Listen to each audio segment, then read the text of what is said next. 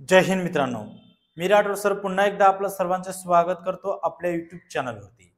तर मित्रांनो, काल आपण एक व्हिडिओ घेतला होता आणि या व्हिडिओमध्ये येणाऱ्या पोलीस भरतीमध्ये तुम्ही कोणकोणत्या विभागामध्ये परीक्षा देऊ शकतात, अगदी पोलीस शिपाई असेल, कारागृह असेल, SRPF असेल, बँड पथक असेल आणि या सर्वांबद्दल त्यांची उंचीपासून तर त्यांची पात्रता काय असते याबद्दल डिटेलमध्ये कालचा व्हिडिओ आपण पाहिलात आणि त्याच्यानुसार आज आपण तयारी कशी करावी, आजचा महत्त्वाचा जो विषय आहे शून्यापासून सुरुवात कशी करावी, लेखी परीक्षा मैदानी सरावाबद्दल आणि कोणत्या पुस्तकांचा अभ्यास करावा, पुस्तकांची लिस्ट कोणती असणार याबद्दल डिटेलमध्ये माहिती आपण घेणार आहोत। त्यामुळे सर्वांना विनंती आहे, व्हिडिओ शेवटपर्यंत पाहत राहा आणि चॅनलवरती नवीन आला असाल सबस्क्राइब नक्कीच करून घ्या, कारण मी तुम्हाला सांगितल्याप्रमाणे सर्व माहिती तुम्हाला कालच्या व्हिडिओमध्ये दिली होती मी, टोटल शिक्षणापासून तर सगळ्या गोष्टी। आज जो महत्त्वाचा विषय आहे तो या पद्धतीने आहे। तर बघा, या ठिकाणी आपण पाहतोय आपल्याला 100 गुणांची लेखी परीक्षा असते। या 100 गुणांमध्ये महत्त्वाचं हे 4 विषय आहेत, 5 विषय आहेत। कोणकोणते? गणित, बुद्धिमत्ता, मराठी व्याकरण, सामान्य ज्ञान आणि चालू घडामोडी, हे महत्त्वाचे विषय आहेत। यामध्ये जर आपण शिपाईचा विचार केला, पोलीस शिपाई, तर यासाठी किती एग्जाम्स असतात बघा। यासाठी गणिताला 25 प्रश्न असतात, बुद्धिमत्ताला 25 मार्क असतात, मराठी व्याकरणला 25 असतात आणि चालू घडामोडी आणि जीके यांना 25 प्रश्न म्हणजे 25 मार्क असतात। असे 100 मार्काची एक्झाम असते।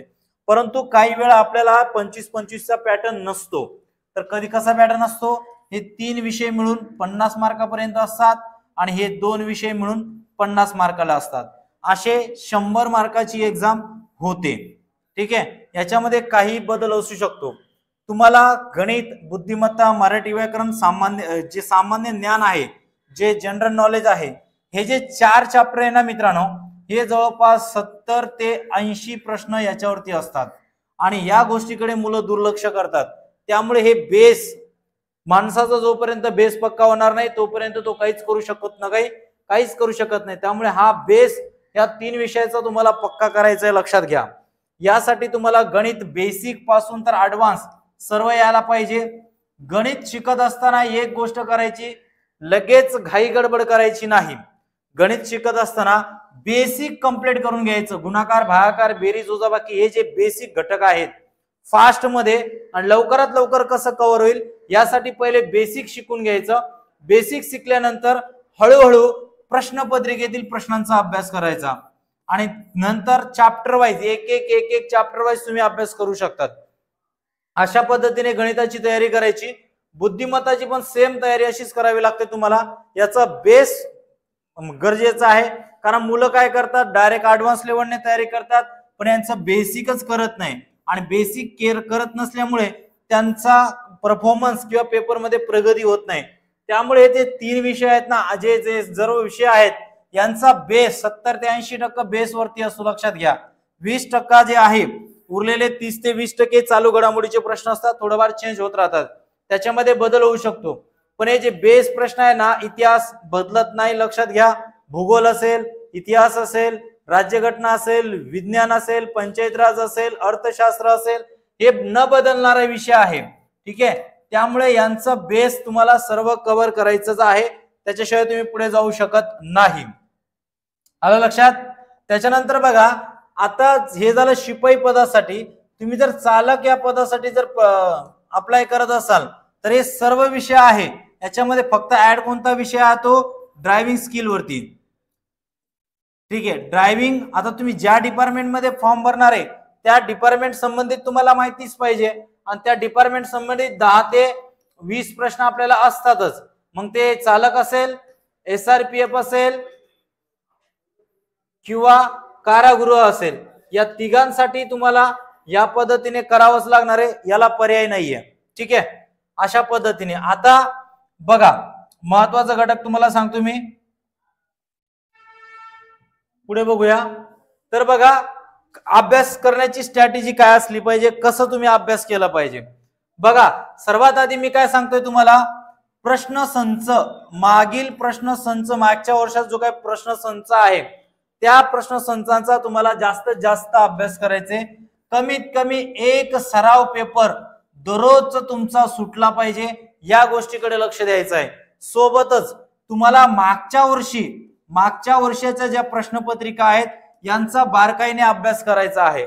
पहिला टार्गेट ठेवायचं, जवळपास 52 विभाग आपले पोलीस डिपार्टमेंटचं पडतात, 52 ठिकाणी परीक्षा झालेली असते।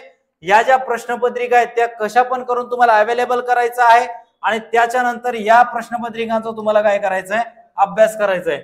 आता जर तुम्हाला प्रश्नसंच कोणत्या प्रकाशनाचा घ्यायचा असेल असं वाटत असेल, त्यासाठी मी तर लिहून दिलेले आहे, नोबल प्रकाशनाचं तुम्ही पुस्तक घेऊ शकतात, ज्यामध्ये मागील वर्षाचं सर्व प्रश्नपत्रिका असतील। सोबतच सराव प्रश्नपत्रिकांचा अभ्यास करणं सुद्धा गरजेचं आहे, सोबतच संभाव्य प्रश्नपत्रिकांचा अभ्यास करणं सुद्धा गरजेचं आहे, संभाव्य पेपर सोडवणं सुद्धा गरजेचं आहे। त्याच्याशिवाय तुमच्या याच्यामध्ये प्रगती होणार नाही। दररोज एक तरी प्रश्नपत्रिका तुम्ही आता सोडवल्या पाहिजे, ठीक आहे। नंतर संभाव्य प्रश्नपत्रिकांचा जास्तीत जास्त तुम्हाला काय करायचंय, अभ्यास करायचा आहे। ज्यावेळेस तुम्हाला मागच्या वर्षीच्या प्रश्नपत्रिकांचा टोटली अभ्यास झाला असेल, कोणतीही प्रश्नपत्रिका कधीही सोडवली तरी सुद्धा त्याच्यामध्ये 85 ते 90 प्रश्न तुमचे बरोबर येतात, म्हणजे मागच्या प्रश्नपत्रिकांचा तुमचा अभ्यास बरोबर झालेला आहे असा त्याचा अर्थ होतो, ठीक आहे। मग मागच्या वर्षीच्या जे काही प्रश्नपत्रिका आहेत त्या फास्ट मध्ये सोडवायचं। एकदा तुम्ही सोडवला, पहिले मार्क काढून घ्यायचं, नेक्स्ट रिव्हिजनला जे चुकलेले आहे लक्षात घ्या, प्रश्नपत्रिका सोडवण्याची सुद्धा एक स्ट्रॅटेजी ठेवा। ज्यावेळेस तुमची प्रश्नपत्रिका सुटून होईल त्यावेळेस तुमचे प्रश्न किती चुकले, एक्झाम्पल साठी आपण घेऊया, 100 टोटल प्रश्न होते आणि या प्रश्नापैकी 70 प्रश्न तुमचे बरोबर आले, 30 प्रश्न चुकलेले आहेत। तर तुम्हाला काय करायचं माहितीये का, 30 चे 30 प्रश्न ज्यावेळेस तुम्ही दुसऱ्यांदा या प्रश्नपत्रिका, एका महिन्यात एक प्रश्नपत्रिका कमीत कमी 2 वेळा तरी सोडवलं पाहिजे। ज्यावेळेस तुम्ही दुसऱ्यांदा सोडवणार त्यावेळेस फक्त 30 प्रश्न सोडवायचे, बाकीचे 70 सोडवण्याची आवश्यकता नाही, म्हणजे या ठिकाणी तुमचा वेळ वाचतो। जे चुकलेले प्रश्न आहेत त्यांना दुर्लक्ष करायचं नाहीये, जे चुकलेले प्रश्न आहेत ते 15 दिवसातून, 8 दिवसातून, महिन्यातून रिव्हिजन करत चला, त्यामुळे तुमची प्रश्नपत्रिका कव्हर होणार, ठीक आहे। तर अशा पद्धतीने तुम्हाला प्रश्नपत्रिकांचा काय करायचंय, अभ्यास करायचंय। आता पुढचा, जर तुम्हाला पोलीस भरतीसाठी कोणता पुस्तक उपयुक्त असेल तर त्यासाठी सह्याद्रीचा ठोकळा हा पोलीस भरतीसाठी उपयुक्त आहे, मी असं सजेस्ट करेल। पण याच्यामध्ये सुद्धा हे फक्त पोलीस भरती काय असते हे याच्यासाठी आहे, लक्षात घ्या, पोलीस शिपाई भरती काय असते याच्यासाठी आहे, आणि याच्यामध्ये जे महत्वाचे पॉइंट आहे ते डायरेक्ट पाठांतर करून घ्या, पाठांतर करून घ्या। आता मुलं काय करतात, एकंदरीत एक दुसरा पुस्तक घेणार, एक तिसरा पुस्तक घेणार, चौथा पुस्तक घेणार, कोण तात्याचा पाटील घेणार, ठोकळा घेणार, कोण वेगवेगळ्या प्रकाशनाचे पुस्तकं घेणार आणि एक एक एक एक करत वाचत बसणार, असं कधीच अभ्यास होणार नाही।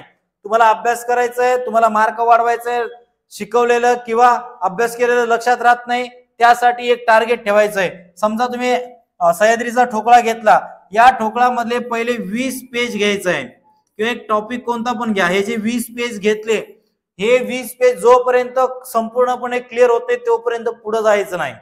हे 20 पेज वाचून झाले तर तुम्हाला याच्यामध्ये किती टक्के लक्षात राहिलं, 60% लक्षात राहिलं, ठीक आहे। नेक्स्ट टाइम 70% लक्षात राहणार, जोपर्यंत 100% लक्षात राहत नाही किंवा कमीत कमी 90% लक्षात राहत नाही तोपर्यंत सोडायचं नाही, लक्षात घ्या। 20 पेज करा, एका दिवसामध्ये 20 पेज होऊ शकतात किंवा एका दिवसात जर तुम्ही 10 पेज जरी केले, पण असं करा की ते 10 पेज मधला जर कुठलाही प्रश्न तुम्हाला विचारला गेला तर तुमचं उत्तर यायला पाहिजे।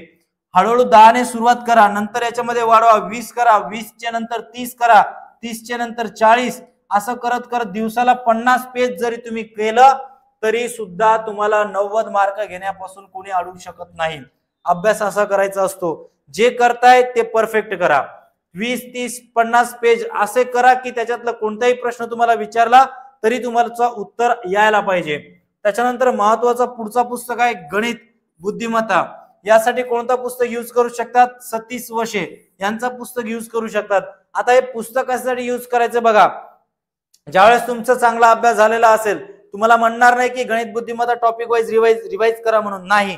जेव्हा तुम्ही प्रश्नपत्रिका सोडवतात, संभाव्य असेल किंवा सराव मागच्या वर्षीचा प्रश्नपत्रिका असेल, त्याच्यातले गणित बघा, आणि त्या टाईपचे गणित आपल्या कोणत्या टॉपिक मध्ये दिलेलं आहे पुस्तकांच्या ते पुस्तक बघायचं आणि त्या टाईपचे प्रश्न 5-6 प्रश्नाचं रिव्हिजन करायचं।